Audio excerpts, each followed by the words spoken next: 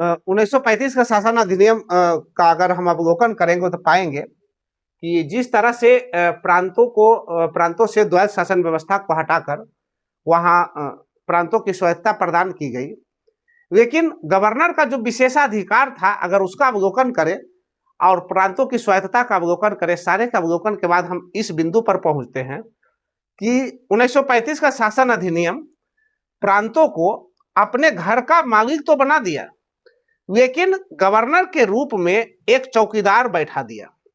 उस घर में गवर्नर के रूप में एक चौकीदार को बैठा दिया और उस चौकीदार के पास इतना पावर था कि वो क्या कर सकता था, वो घर के फैसले को कभी भी पलटने की क्षमता रखता था।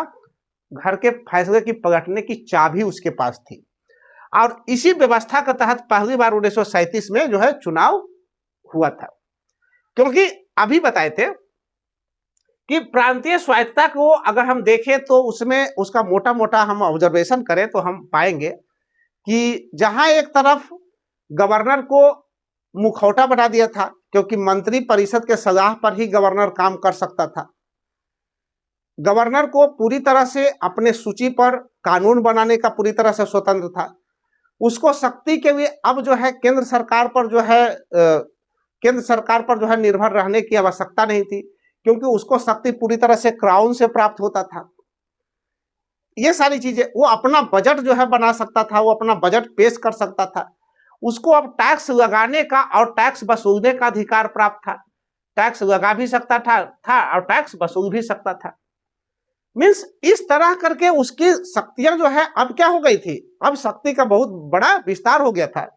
लेकिन गवर्नर का विशेषाधिकार कुछ इस तरह था कि पूरी तरह से प्रांतों की शक्तियों को क्या कर देता था, सीमित कर देता था। जैसे गवर्नर को अगर यह महसूस हो जाए कि प्रांत में शांति भंग हो गई है, सुरक्षा खतरे में है, तो वो जो है वैसे कंडीशन में मंत्रियों के बातों को मानने के लिए बाध्य नहीं था। तो ये बिंदु को कभी भी उठा सकता था कि शांति और सुरक्षा खतरे में है, इसलिए आपकी बातों को हम नहीं मान सकते हैं। ये बहुत ही इंपॉर्टेंट चीज था। दूसरा, अल्पसंख्यकों के हितों की रक्षा के लिए, किसके, अल्पसंख्यक जो था उसके हितों की रक्षा के लिए वो कभी भी हस्तक्षेप कर सकता था। अगर उसको लगे कि वहां माइनॉरिटी का जो है क्या हो रहा है, माइनॉरिटी के हितों की रक्षा नहीं हो रही है इस बिंदु पर। और धारा 93 तो जो है बहुत इंपॉर्टेंट धारा था। धारा 93 स्पष्ट रूप से कहता है कि गवर्नर को अगर यह महसूस हो जाए कि मशीनरी जो है, संवैधानिक मशीनरी जो है फेल हो चुकी है, मींस संवैधानिक मशीनरी जो है सही से काम नहीं कर रही है, वैसे कंडीशन में पूरी तरह से शासन व्यवस्था